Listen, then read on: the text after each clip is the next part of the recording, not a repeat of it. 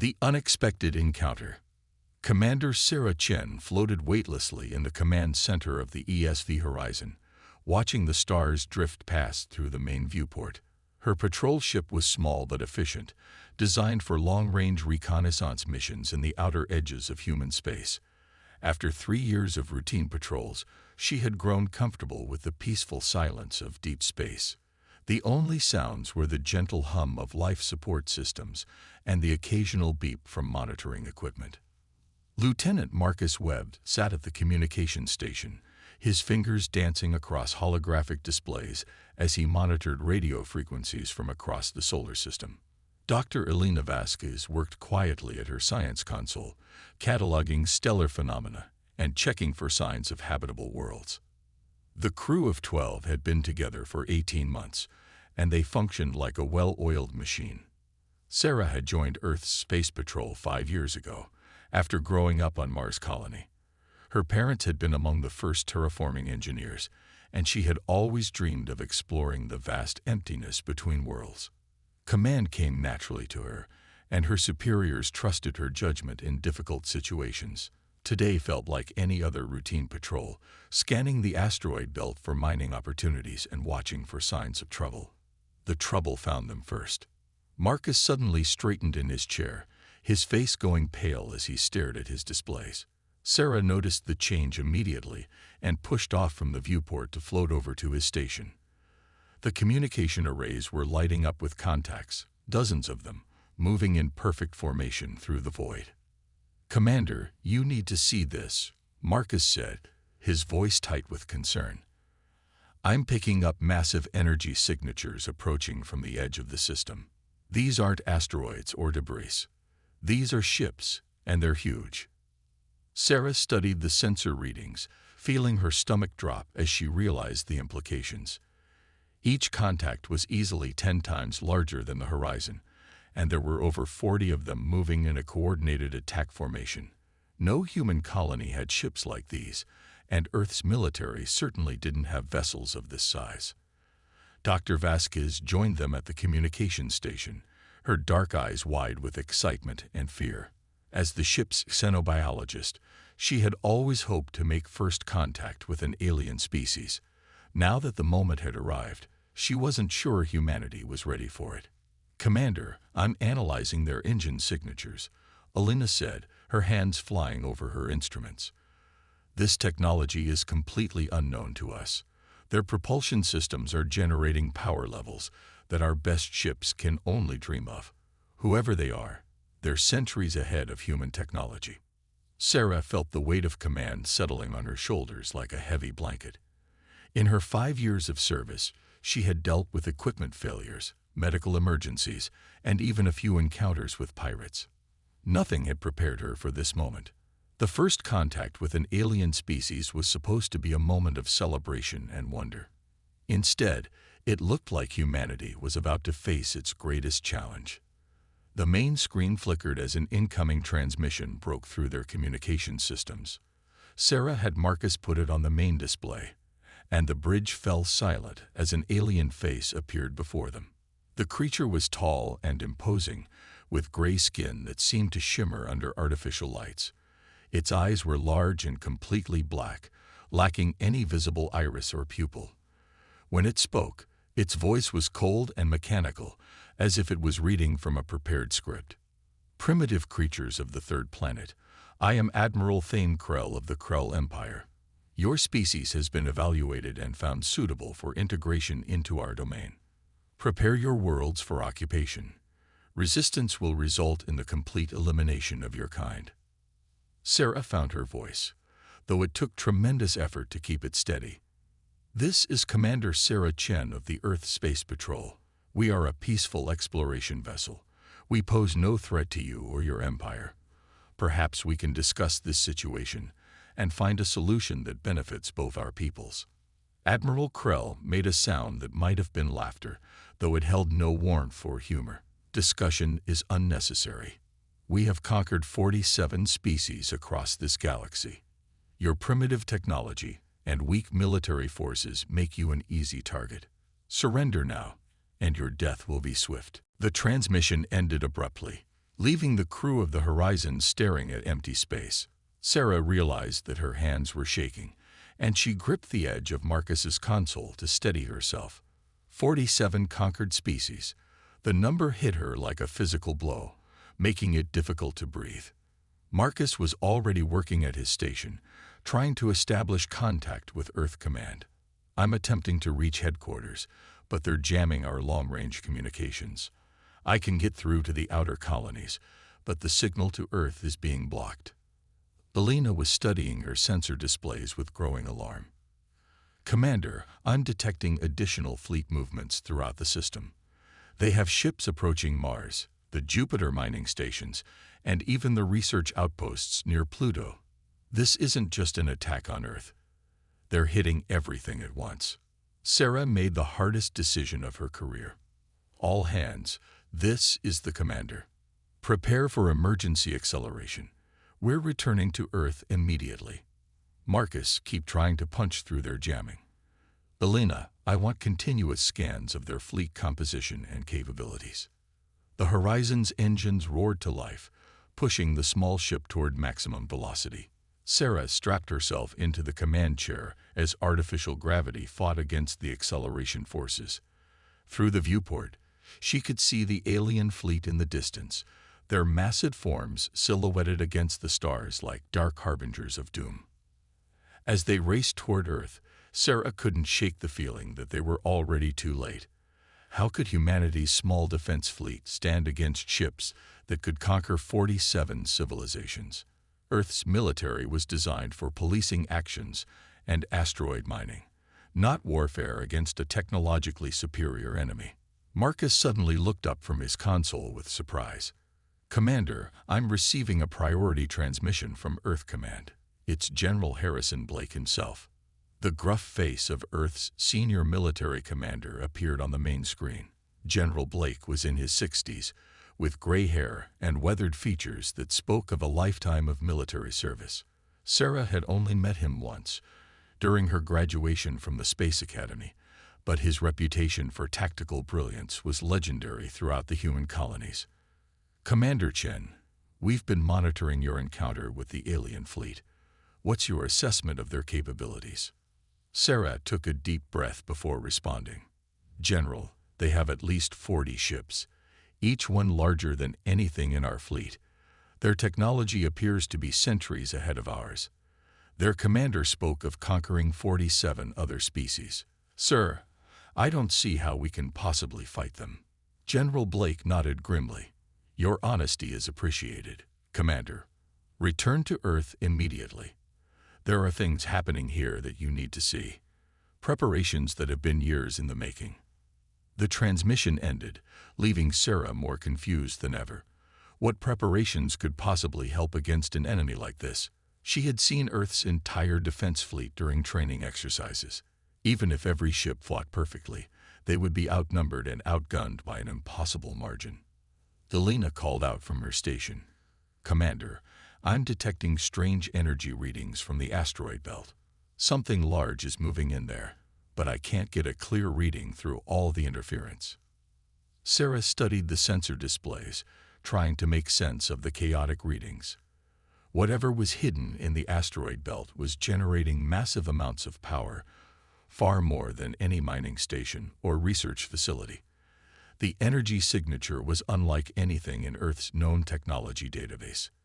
As the Horizon approached the inner solar system, Sarah could see Earth hanging in space like a blue jewel against the darkness. It looked so peaceful and beautiful, completely unaware of the armada racing toward it through the void. Soon, that peaceful world would face the greatest threat in human history. The alien fleet was still hours behind them, but Sarah knew it was only a matter of time before Admiral Krell's ships reached Earth. Whatever secret preparations General Blake had mentioned, they would need to be ready soon. Humanity's survival depended on it. Marcus interrupted her thoughts with another urgent report. Commander, I'm picking up movement throughout the system. Ships are emerging from hidden positions near the gas giants, the asteroid belt, and even from behind the moon. These aren't civilian vessels. These are military ships I've never seen before." Sarah stared at the tactical display in amazement. Dozens of unknown ships were appearing throughout the solar system, moving with purpose and coordination. Each vessel was larger than anything she had ever seen in Earth's official fleet, and their energy signatures suggested technology far beyond anything she thought humanity possessed. As the horizon entered Earth's orbital space, Sarah realized that the planet's defense might not be as hopeless as she had feared. Humanity had been preparing for this day, and they had secrets that even their own military didn't fully understand. The question was whether those secrets would be enough to save them from the approaching storm. The Supercarrier revelation. Admiral Thane Krell stood on the bridge of his flagship, the Dominator, watching Earth grow larger on the main display. The small blue planet looked defenseless and primitive, just like the 47 other worlds his empire had conquered over the past century. Behind him, his fleet of 50 warships spread across space in perfect attack formation, their weapons powered and ready for the systematic destruction of human civilization. The conquest of humanity should have been routine. Krell's intelligence reports indicated that Earth possessed fewer than 200 ships, most of them small exploration vessels with minimal weaponry. Their technology was crude, their military untested against a real enemy. This would be less of a battle and more of an extermination. Commander Vex, his tactical officer, studied the sensor displays with growing confidence. "Admiral, the humans have gathered their entire fleet around their homeworld. I count 193 vessels, exactly as our scouts reported. Their largest ships are barely half the size of our destroyers." Krell nodded with satisfaction. The humans were behaving exactly as predicted, clustering around their planet like frightened animals. It would make the slaughter more efficient. Begin the attack sequence. Target their orbital defense platforms first, then their fleet. Leave the planet intact until we can begin harvesting operations. As the Krell fleet approached Earth's orbital space, Admiral Victoria Cross sat in the command center of Earth Defense Command, buried deep beneath the Swiss Alps. The massive underground facility had been constructed in secret over the past 15 years, funded by resources diverted from dozens of civilian projects. Around her, hundreds of technicians monitored displays showing every ship in human space. Victoria was Earth's most senior military commander, though very few people knew her real rank or responsibilities. Officially, she was listed as a logistics coordinator for the Space Patrol. In reality, she commanded humanity's most classified military program, one that had been preparing for this exact scenario since the first human colonies were established. General Harrison Blake entered the command center, his face grim but determined. "Victoria, the Krell fleet is beginning their attack run. Our scouts report 50 ships, each one capable of destroying the city with a single shot. Are we ready?"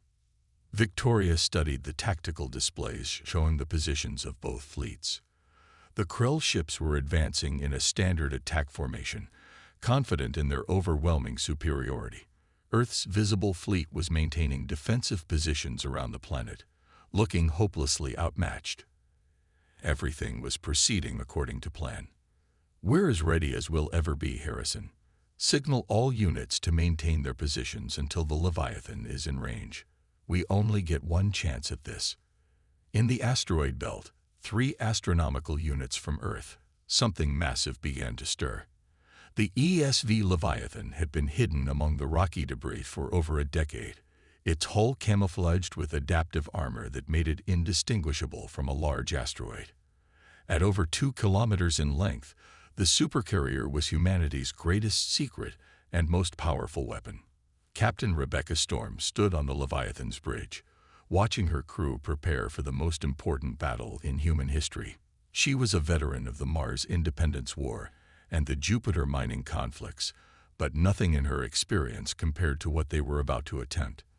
The Supercarrier's complement of 300 fighter craft was already being prepped for launch, and the ship's experimental weapon systems were charging to full power. Chief Engineer David Park monitored the fusion reactors that powered the massive vessel. The Leviathan's power systems were based on technology reverse-engineered from crashed alien vessels found over the past 50 years, enhanced with human ingenuity and manufacturing capabilities. The ship could generate more energy than the rest of Earth's fleet combined. "Captain, all systems are showing green across the board," David reported. "The quantum displacement drives are ready for activation, and our stealth systems are holding steady. The Krell still haven't detected us." Rebecca nodded, her eyes fixed on the tactical display, showing the enemy fleet approaching Earth. "Excellent work, Chief. Communications, are we receiving Admiral Cross's command frequency?" Lieutenant Sarah Kim, who had been transferred from Deep Space Patrol to serve on humanity's most classified vessel, confirmed the connection. "Yes, Captain. We're linked directly to Earth Defense Command. Admiral Cross is waiting for your signal." As the Krell fleet entered Earth's orbital space, Admiral Thane Krell prepared to demonstrate his empire's power to the cowering humans. His ships spread into attack formation, their massive hulls bristling with weapons that could crack a planet's crust. The human fleet looked pitiful by comparison, a collection of tiny vessels that would be swept aside like dust. "Begin bombardment of their orbital installations," Krell ordered. "Show these primitives the futility of resistance." The Krell flagship opened fire on Earth's largest orbital defense platform, sending streams of crimson energy across the void. The human structure's shields flared briefly before collapsing, and the entire platform vanished in a ball of expanding plasma. Similar attacks destroyed 3 more platforms in rapid succession, leaving burning debris scattered across Earth's orbital space. On Earth's surface, billions of people watched the battle unfold through emergency broadcasts. The sight of their most powerful defenses being destroyed so easily sent waves of panic across the globe. It seemed that humanity's time as an independent species was about to end. Admiral Cross waited until the Krell fleet was fully committed to their attack on Earth's visible defenses before giving the order that would change everything. "All units, this is command. Execute Operation Lazarus. The Leviathan is authorized for full engagement. 3 astronomical units away." The ESV Leviathan's stealth systems deactivated as the massive Supercarrier began its approach to Earth. The ship's quantum displacement drives bent space around the vessel, allowing it to cross vast distances in minutes rather than hours. As the Leviathan emerged from its hiding place, it appeared on every sensor screen in the solar system, like a ghost materializing from the void. Admiral Krell stared at his tactical displays in disbelief. The readings had to be wrong. No human ship could be that large, that powerful, or that advanced. The vessel approaching his fleet was easily 3 times the size of his flagship and was generating energy readings that matched an entire battle group. "Commander Vex, identify that vessel immediately," Krell demanded, his voice tight with concern for the first time in decades. Vex worked frantically at his console, trying to make sense of the sensor data. "Admiral, I cannot identify the ship's class or configuration. Its technology appears to be impossible. The power signatures are beyond anything in our databases." The Leviathan continued its approach, and as it drew closer, the true scale of the human supercarrier became apparent. Fighter craft began streaming from its launch bays like angry wasps, moving in coordinated attack formations that demonstrated tactical sophistication far beyond what the Krell had expected from humanity. Captain Storm stood calmly on her bridge as the battle began in earnest. "All fighters, engage the enemy fleet. Target their weapon systems and shield generators. Gunnery control, fire at will." The Leviathan's main batteries opened fire, sending streams of coherent energy across space toward the Krell formation. The supercarrier's weapons were based on principles that human scientists had barely understood 20 years ago, enhanced with improvements that made them more powerful than anything the Krell Empire had ever encountered. One of the Krell destroyers took a direct hit and simply ceased to exist, vaporized by energies that exceeded the capacity of its shields and armor. A second ship lost half its hull to a sustained bombardment, spinning helplessly through space as its crew abandoned ship. Admiral Krell watched his fleet take casualties for the first time in his military career. The humans were fighting with weapons and tactics that should have been impossible for such a primitive species. His ships were being destroyed by an enemy he had dismissed as insects only hours before. "All ships, concentrate fire on the large vessel," Krell ordered. "Ignore the smaller craft and destroy their flagship." 20 Krell warships turned their guns on the Leviathan, sending enough firepower to destroy a small moon. The human supercarrier's shields absorbed the initial bombardment, flaring with brilliant light, but holding firm. Return fire from the Leviathan destroyed 3 more enemy ships and crippled 2 others. Chief Engineer Park monitored the ship's systems as they took heavy fire. "Captain, shields are holding at 70%. The quantum armor is distributing the energy load better than we hoped. We can maintain this engagement indefinitely." Rebecca smiled grimly as she watched the tactical display. The Krell fleet was powerful, but they had never faced an enemy that could match their technology. Human ingenuity had leveled the playing field, and superior numbers no longer guaranteed victory. The battle raged for another hour as the Leviathan and its fighter escorts systematically dismantled the Krell attack fleet. Earth's visible navy joined the fight, their smaller ships targeting damaged enemies and providing cover for rescue operations. What had begun as humanity's darkest hour had become their greatest triumph. Admiral Krell finally accepted the inevitable as his fleet was reduced to fewer than 20 operational ships. The humans had not only survived his attack, but had turned it into a devastating defeat for the Krell Empire. For the first time in his career, he was forced to order a retreat. "All remaining ships, withdraw to the edge of the system," Krell commanded, his voice filled with disbelief and rage. "Prepare emergency hyperspace jumps back to Imperial space." As the surviving Krell ships fled toward the outer solar system, Captain Storm allowed herself a moment of satisfaction. Humanity's greatest secret had been revealed, but it had also saved their civilization from extinction. The Leviathan had proven that human determination and ingenuity could overcome seemingly impossible odds. Admiral Cross sent a priority message to all human colonies throughout space. "This is Earth Defense Command. The alien threat has been repelled. Repeat, the enemy fleet has been defeated and is in full retreat. Humanity stands free and independent." The celebration would have to wait, however. Rebecca knew that the Krell Empire would return eventually, probably with a much larger fleet. But now humanity had time to prepare, time to build more ships like the Leviathan, and time to forge alliances with other species who had suffered under Krell oppression. As Earth turned slowly in space, its blue surface reflecting the light of their sun, humanity had proven that they were not victims waiting for conquest. They were a species that would fight for their freedom, no matter the odds, and they had the technology and determination to win.